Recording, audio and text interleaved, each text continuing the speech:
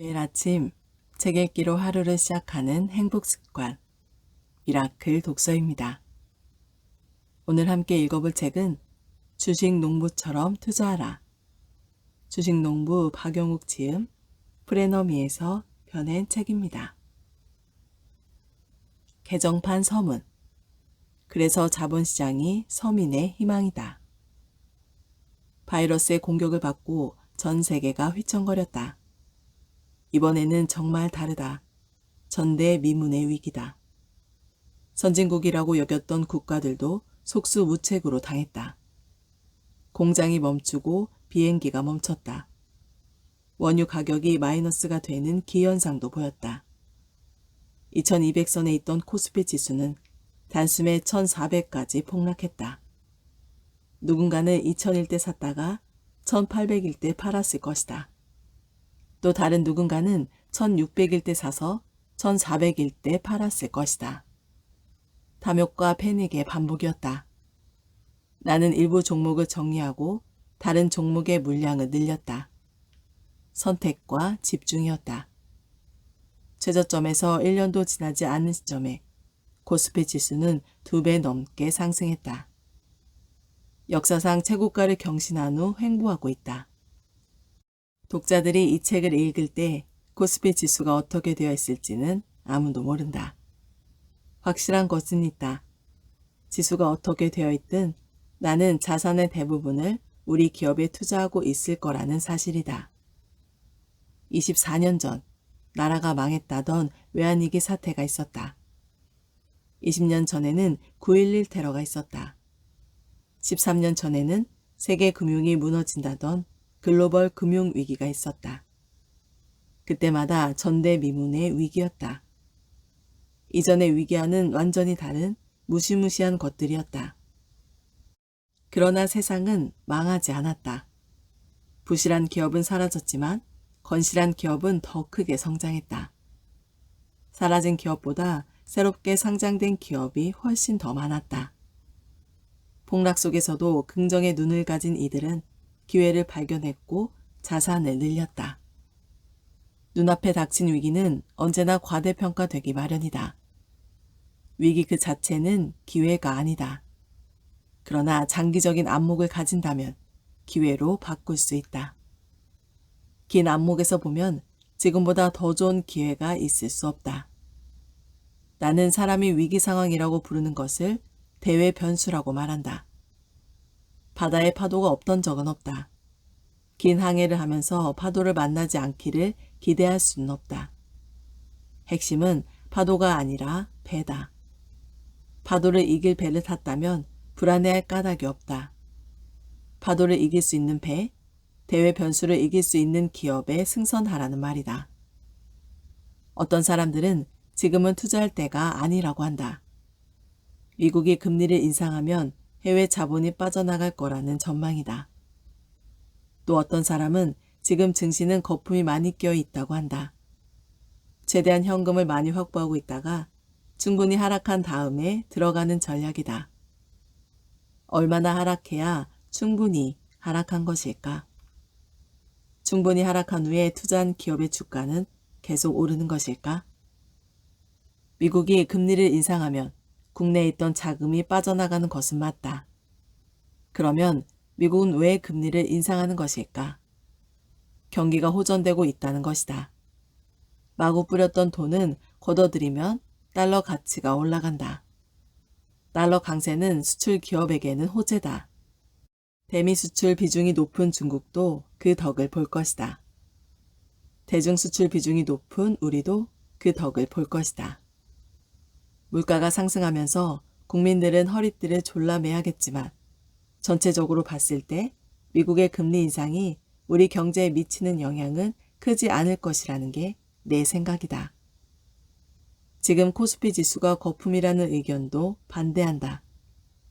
아직까지 우리나라 기업들은 제대로 평가받지 못하고 있다. 외부적으로는 북한 문제가 있다. 내부적으로는 터무니없이 인색한 배당, 불합리한 지배구조, 불투명한 의사결정 구조 등의 문제가 있다. 북한과는 또다시 냉랭해졌지만 과거처럼 위험하지는 않다.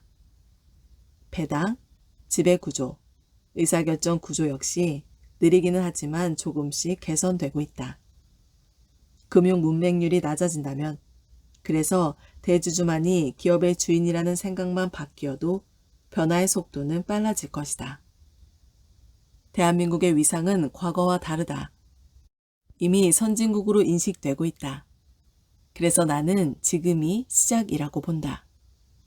코리아 디스카운트에서 코리아 프리미엄의 시대로 가고 있다고 생각한다. 코스피 지수가 올라간다고 만사형통은 아니다. 3천에서 4천까지 갈 때 어떤 기업의 주가는 2배가 오를 수 있다. 또 어떤 기업은 그대로이거나 오히려 하락할 수도 있다. 결국 기업이다. 주가가 오르길 기다리지 말고 기업이 성장하기를 기다려야 한다. 낮은 가격에 사서 높은 가격에 파는 걸 투자의 기본이라고 생각하면 실패하기 쉽다. 내가 투자했을 때보다 기업이 더 성장하면 그때 돈을 버는 것이다. 돈은 기업이 버는 것이다. 기업이 돈을 벌어야 투자자도 돈을 번다. 이게 자본주의의 꽃, 주식시장의 원리이며 투자의 본질이다. 일할 수 있는 기간은 짧아지고 노후는 길어지고 있다. 자영업은 퇴직금의 무덤이 되기 십상이다. 이런 와중에 기업으로 부가 몰리고 있고 투자하지 않는 사람들은 기업의 성장에서 소외되어 있다. 주식시장은 기업 성장의 과실을 공유할 수 있는 좋은 제도다. 투자의 본질을 생각하고 기업과 동행한다는 마음으로 투자한다면 자본시장은 얼마든지 서민의 희망이 될 수 있다. 지난 10년 동안 세계 탑 10 기업 중 9개가 새로 진입한 기업이다. 국내 역시 삼성전자 외에는 모두 새로운 기업이다. 투자한 사람은 성공을 함께 누렸고 그렇지 않은 사람은 소외되었다. 10년 만에 개정판을 낸다. 그 사이 3권의 책을 더 썼다. 장거리 강연을 마다하지 않았다. 언론에 기고도 많이 했다. 기업과 동행하는 사람이 더욱 많아지기를 바랬다. 일가일사, 모든 가정이 1개 이상의 기업에 투자하는 사회가 되기를 바랬다. 자본주의 사회에 살면서 스스로 자본에서 소외되는 일이 없기를 바랬다. 코스피 3000 시대, 이 책이 소통과 동행의 투자 문화를 만드는 데 도움이 되었으면 한다. 말미에는 다른 책에도 썼던 내 돈이 기업에서 제대로 일하게 하는 방법을 다시 한번 요약했다. 원칙을 어기고 싶은 마음이 들 때 긴급 처방약처럼 사용해 주시기를 바란다. 프롤로그, 주식 투자 분투기. 눈앞이 깜깜했다. 주가는 폭락에 폭락을 거듭했다. 1996년 5월 1000포인트까지 올라갔던 코스피 지수가 1997년 연말에 최저 338포인트까지 떨어졌다. 지수가 1987년 2월 수준까지 내려간 것이다. 우리 국민 모두에게 고통을 주었던 IMF 사태 때의 얘기다. 1000포인트가 300포인트까지 떨어졌다는 것은 10억 원이 3억 원이 되고 1억 원이 3천만 원이 되었다는 뜻이다. 1996년 4월 12,000원이던 대우증권 우선주가 1,200원대까지 떨어졌으니 날벼락도 그런 날벼락이 없었다. 단순히 수치로 보니까 그렇지 자기 재산이 1억에서 3천만 원이 되었다는 건 하늘이 무너지는 일이다. 주식이 살아있는 경우 그나마 다행이라 할 수도 있다. 투자한 회사가 도산하는 바람에 깡통 계좌가 되어버린 예도 많았다. 적금을 해약하고 빚을 내서 주식을 산 사람들의 가게는 하루아침에 풍비박산 나버렸다. 당시 나는 교보증권 압구정 지점장으로 근무하고 있었다. 증권 전문가인 나를 믿고 자산 운용을 맡겼던 고객들과 지인들은 큰 손실을 입었다. 나는 증권사의 직원이었고 고객들에게 투자를 권유하는 것이 나의 일이었다. 모든 투자는 항상 손실이 일어날 수 있다. 엄밀하게 따지면 물어줄 의무도 없다.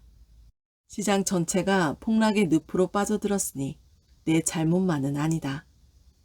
하지만 도의적인 책임, 미안함과 죄책감을 떨쳐버릴 수는 없었다. 내가 고객 계좌를 관리했으니까 내가 책임을 져야 한다고 생각했다. 또 주변을 서운하지 않게 해야 나중에 내가 돈을 벌어도 떳떳할 수 있을 것 같았다. 그래서 어쩔 수 없이 불효를 하고 말았다. 어머니와 함께 살던 집을 팔아 고객들의 손실을 보전해 주었다. 정말 기쁘게 사들인 집이었는데 달리 방법이 없었다. 다 정리하고 시흥동 변두리에 있는 아파트를 월세로 얻었다. 남은 돈이 그 정도밖에 없었다. 투자연구소와 증권사에서 오랫동안 일을 했음에도 불구하고 그때까지 나는 주식의 원리를 잘못 이해하고 있었다. 과도한 레버리지는 금물이다. 주식은 좋은 기업에 장기 투자를 해야 한다. 이렇게 당연한 상식의 힘을 그때는 깨닫지 못하고 있었다. 그저 듣기 좋은 말일 뿐 현실과는 동떨어진 격언이라고 여겼다. 지독한 실패를 경험하고 나서야 주식 투자의 본질을 깨달았다. 비로소 초보 주식 농부가 된 것이다. 비유를 하자면 이전까지는 사냥하듯이 주식 투자를 했다. 백수의 왕이라는 사자의 사냥 성공률도 20-30%에 불과하다. 사자는 그렇게만 해도 그럭저럭 생명을 유지할 수 있다. 하지만 주식 투자에서는 다르다. 사냥하듯이 목표를 수시로 바꿔가면서 그것도 과도한 레버리지와 단기 투자의 방식으로 하면 10번 차례도 단 한 번의 실패로 자산이 다 날아갈 수 있다. 사냥꾼과 달리 농부는 씨앗을 뿌린다. 김을 메고 해충을 잡는다. 꽃이 피고 진 다음에 열매가 열리면 그것을 수확한다. 사냥꾼은 운이 좋으면 산에 들어가자마자 감나가는 짐승을 잡을 수도 있지만 농사꾼은 항상 일정한 시간이 필요하다. 대신 사냥보다 훨씬 더 안정적이다. 주식 농부가 관리해야 할 농작물은 기업이다.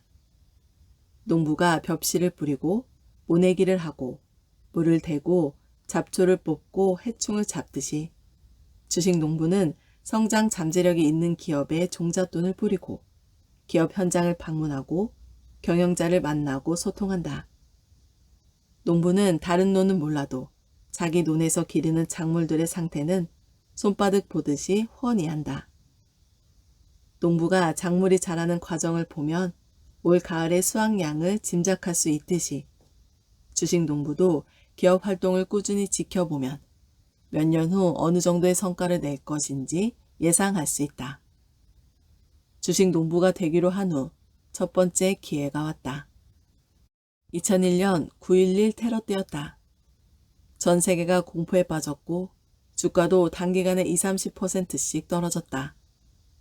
외환위기 때도 바닥을 모르던 주가가 이후 회복이 되었듯이 이번에도 마찬가지일 거라고 생각했다. 당시 삼성투자증권에서 근무하고 있었는데 그때가 적기라고 판단하고 개인 전업투자자로 나섰다.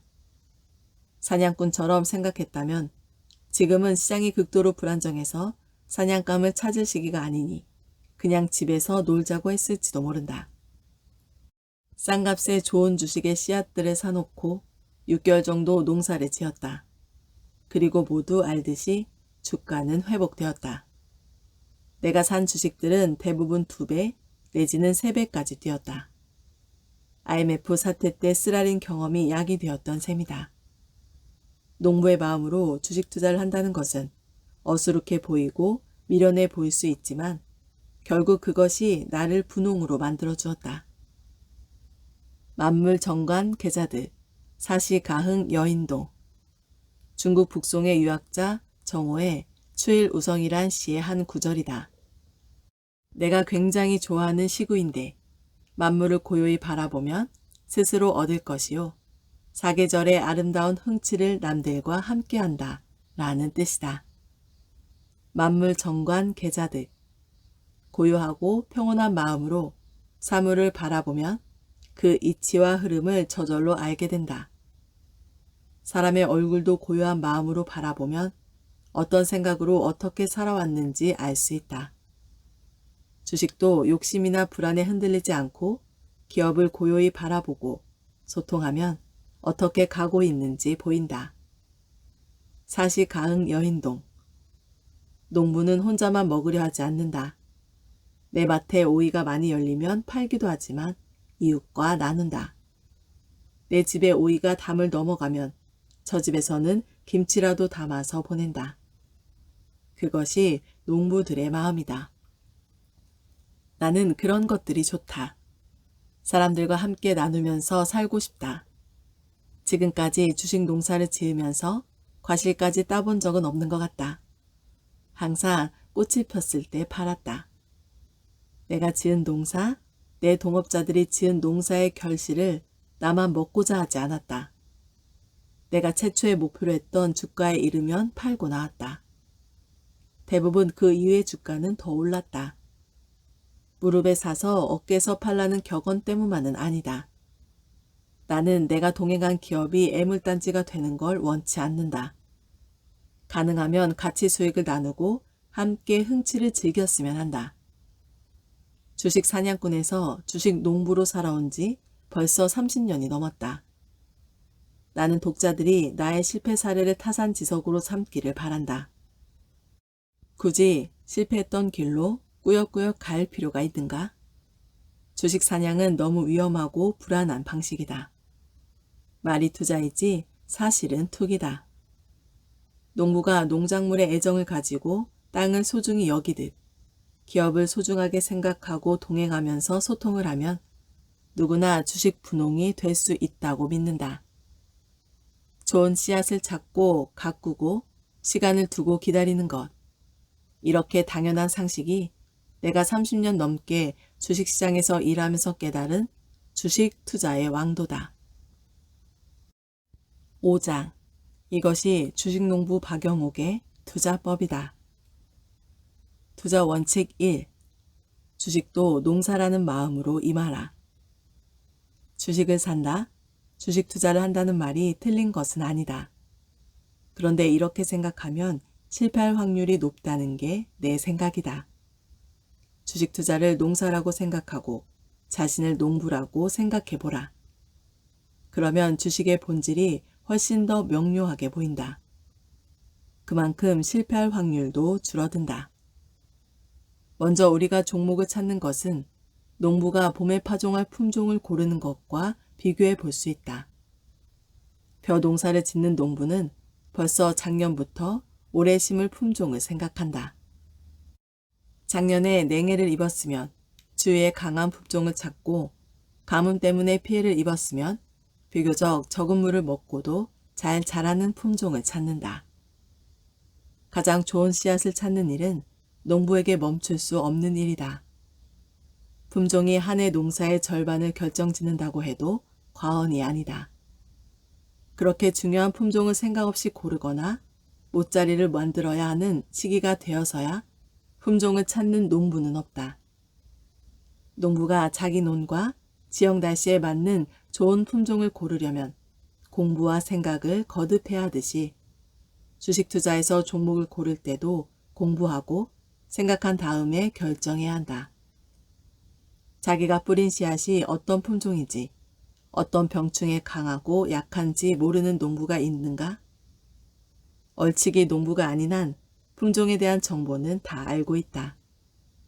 그런데 상당수 투자자들이 남들이 뿌린다는 이유로, 싸다는 이유로 알지도 못하는 품종의 씨앗을 뿌리곤 한다. 그래놓고는 기적 같은 일이 생겨서 품질 좋은 쌀이 대량으로 나오기를 바란다. 자신이 모르는 씨앗은 벼일 수도 있고 보리일 수도 있다. 최악의 경우 시쳇말로 잡주, 즉 잡초의 씨앗일 수도 있다. 모내기를 해놓고 논에 가지 않는 농부를 상상할 수 있는가? 농부는 매일 물을 제대로 공급되고 있는지, 병충해는 없는지 관찰하고 관리한다. 비가 많이 오면 물꼬를 트고 비가 그치면 물꼬를 닫는다. 가뭄이 들면 양수기를 동원해 필요한 물을 채워준다. 이때 농부가 집중하는 대상은 오로지 작물이다. 가을에는 황금 들판이 될 것이라고 강력하게 믿지만 조바심을 내지는 않는다. 주식 투자자들도 파종, 즉 주식을 산 다음에 손을 놓고 있어서는 안 된다. 내가 경작하고 있는 기업이 잘 자라고 있는지, 어려운 점은 없는지 지속적으로 살펴야 한다. 그렇게 해야 세상에서 벌어지는 일들이 내 기업의 악재가 되는지 호재가 되는지 알 수 있다. 농부는 장마철이 되면 미리 물꼬를 점검하고 도랑을 친다. 그래야 홍수로 인한 피해를 막을 수 있다. 경제 상황에도 홍수는 있다. 외환위기, 9.11 테러, 글로벌 금융위기 등이 대표적이다. 9.11을 제외하고는 모두 뚜렷한 징조가 있었다. 아시아의 외환위기가 닥치기 전인 1995년에서 1996년, 우리나라를 포함한 동남아의 경제는 호황이었다. 그러나 그 이면에는 외국 투자은행에서 빌려온 많은 외채가 있었다. 경기는 호황이었지만 질적인 면에서 보면 기초가 불안한 성장이었던 것이다. 거기다 대부분 단기 외채였다. 단기로 들어온 외채는 단기간에 돈을 돌릴 수 있는 곳에 투자되어야 한다. 그러나 개발도상국의 기업들은 성장을 위해 시설 투자나 연구 등 장기 투자를 하게 된다. 쉽게 말해 다음 달에 갚아야 할 돈으로 1년 뒤에 수익이 나오는 곳에 투자를 한 것이다. 단기 외채와 장기 투자라는 미스매치는 헤지펀드들의 좋은 먹잇감이 되었다. 동남아시아 각국의 상황이 비슷하지만 가장 먼저 공격을 받은 태국을 예로 들어 설명해보자. 호황이 이어지면서 바트화가 평가절상되었다. 헤지펀드들은 먼저 보유하고 있던 바트화를 일시에 팔고 달러를 비축했다. 그러면 당연히 달러 대비 바트화의 가격이 떨어질 수밖에 없다. 그쯤에 투자은행에서 그동안 상한을 연기해주던 외채를 갚으라고 요구하는 것이다. 구체적인 증거는 없으나 투자은행의 상한 요구는 헤지펀드들과 밀접한 연관이 있다는 것이 일반적인 해석이다. 달러를 비축해두지 못한 태국의 기업들은 바트화를 내다 팔아 달러를 사야 했다. 그럴수록 달러 대비 바트화의 가격은 떨어졌고 결국에는 태국의 경제 자체가 휘청거리게 되었다. 바트화뿐만 아니라 주식, 채권 등의 가격도 폭락했다. 그리고 정말 말도 안 되는 가격의 비트와 주식, 채권을 헤지펀드들이 사들였다. 우리나라도 태국과 거의 똑같은 과정을 겪은 후 IMF 사태를 맞았다. 달러당 800원이었던 원화가 1,900원대까지 떨어졌다. 6만원대였던 삼성전자의 주가가 3만원대까지 폭락했다. 그리고 태국과 마찬가지로 폭락한 원화, 주식, 채권은 헤지펀드들의 손으로 들어갔다. 1997년 초부터 태국의 바트화가 이상조짐을 보이고 그해 7월 2일 하루에 18%가 폭락할 때 우리 정부도 헤지펀드의 통화 공격이 올 가능성이 높다는 것을 알고 있었다. 정부뿐 아니라 경제 상식이 풍부하고 국제 경제에 관심이 있는 사람들도 알고 있었다. 태국의 외환위기라는 명확한 징조가 있었음에도 많은 사람들이 대비를 하지 않았다. 설마 하는 마음, 위기 불감증 때문이다. 결국 외환위기라는 전염병이 태국, 말레이시아, 인도네시아를 거쳐 1997년 11월 드디어 한국에도 상륙했다. 미국발 금융위기 때도 그랬다. 2006년부터 미국이 금리를 올리기 시작했다. 17회에 걸쳐 6.5%까지 올렸다. 저금리 때문에 붐이 일던 부동산이 타격을 받을 거라는 건 예상이 되었다. 이런 상황을 미리 알고 대비한 사람들은 부자가 되었고 그러지 않은 사람들은 뒤통수를 맞았다. 미리 준비하는 농부는 홍수가 날 때 간단하게 점검만 하면 된다. 하지만 미리 도랑을 쳐놓지 않은 농부는 논두덩이 터져 나가고 그러고 난 뒤에야 후회를 한다. 초보 농부와 베테랑 농부의 결정적 차이는 절기를 아는가 모르는가 하는 것이다. 저번은 언제 파종을 해야 하는지, 8월에는 벼가 얼마나 자라야 하는지, 벼가 얼마만큼 익었을 때 추수를 해야 하는지 모른다. 하지만 베테랑 농부는 작물의 생육 과정을 잘 알고 있다. 오랫동안 농사를 지은 분들은 달력보다 더 정확한 직감을 가지고 있기도 하다. 벼는 보통 7월 말에서 8월에 꽃이 핀다. 농부가 이 사실을 모르면 내 작물이 정상적으로 자라고 있는지 뭔가 문제가 있는지 알지 못한다. 기업도 그렇다. 주식을 살 때 이 기업은 향후 1년 동안은 투자 기간이고 2년 후쯤에는 투자의 결과가 3년 후에는 본격적으로 수익을 내기 시작한다는 로드맵을 그리고 있어야 한다. 시기가 빨라지면 좋은 일이지만 자꾸 늦어진다면 뭔가 문제가 있을 수도 있다. 이 시기를 모르면 애꿎은 손톱이나 물어뜯으면서 불안하게 기다리거나 팔아야 한다. 농부는 일시적인 날씨의 변덕으로 생장이 더디다고 논을 갈아엎지 않는다. 웃거름을 준다거나 하는 방법으로 대처를 하면 곧 정상적으로 돌아올 것을 알기 때문이다. 주식 투자를 할 때도 일시적인 날씨의 변덕은 있다. 때로는 영영 끝나지 않을 것 같은 가뭄이나 폭우가 내릴 때도 있다. 그러나 내가 경작하는 기업을 알고 그 기업이 일기의 변화를 이겨낼 수 있다는 믿음이 있으면 팔지 않고 기다릴 수 있다. 이제 마지막으로 수확이 남았다. 경험 많은 농부는 파종기를 잘 아는 것처럼 수확기도 잘한다. 너무 일찍 파종하면 씨앗이 땅속에서 썩어버릴 수도 있고 너무 일찍 수확하면 벼가 덜 여물어 상품성이 떨어진다. 너무 늦게 수확하면 밥맛이 떨어지고 쌀에 금이 간다. 그리고 농부는 벼를 심어놓고 사과나 팥이 나오기 기다리지 않는다. 오늘 모를 심어놓고 다음 달에 쌀이 나오기를 기다리지도 않는다. 농부는 가을이 되어야 시간이 지나야 벼가 익는다는 것을 알고 있다. 주식 투자도 그래야 한다. 1,000원짜리 주식을 사놓고 이게 금방 10,000원이 될 거라고 기대해서는 안 된다. 벼에서 사과가 열리는 일이 없는 것처럼 순식간에 수십 배로 껑충 뛰어오르는 주식은 없다. 정말 어쩌다가 나오는 경우가 없지는 않지만 그걸 바라는 것은 마치 논에서 금광이 발견되는 것처럼 드문 일이다. 주식 투자를 하는 많은 사람들이 파종을 하고 돌본 다음에 수확을 하기보다는 이미 꽃이 활짝 피었거나 열매가 맺힌 논을 찾으려고 한다. 이제 곧 수확기니까 금방 수익을 올릴 수 있을 거라고 생각한다. 하지만 거기에는 많은 투자자들이 있고 그만큼 가격이 올라갔다고 보는 것이 맞다. 자기 혼자 똑똑하다고 생각해서는 곤란하다. 방금 모내기를 한 벼들은 그냥 잡초처럼 생기기도 했고 언제 자라서 쌀을 수확할 수 있을까 하는 생각이 든다. 하지만 이미 꽃이 피고 벼가 여물기 시작하면 누구나 알아볼 수 있다.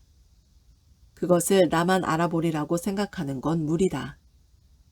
언론에 소개되거나 화제가 되고 있는 기업들은 만개한 꽃이라고 보아야 한다. 이미 임자가 있고 그 임자가 금방 수확할 수 있는 논을 싼 가격에 내놓을 리는 없다. 뿌리고 가꾸는 대로 거두는 것이 농사다. 주식 투자 역시 뿌리고 가꾸는 대로 거둔다. 남의 논에서 배울 것은 있으나 남의 논을 기웃거려 봐야 얻는 것은 없다. 아름다운 마음으로 기업을 발굴하고 매사에 겸양의 정신으로 파트너를 존중하며 우호적으로 공생공양하는 길을 찾고 영속적 기업의 가치에 근거한 장기 투자를 원칙으로 하며 노력한 만큼의 기대 수익에 감사하는 마음으로 투자한다. 우리 회사의 창립 모토다. 꽤나 긴 창립 모토를 한 문장으로 줄이면 농부의 마음으로 투자하라가 된다. 농부의 마음으로 투자하는 것, 즉 농심 투자가 내 투자 철학의 핵심이다. 농부의 마음으로 투자하라. 그러면 행복한 성공 투자자가 될 수 있다. 오늘 미라클 독서는 여기까지 읽도록 하겠습니다. 오늘도 감사합니다.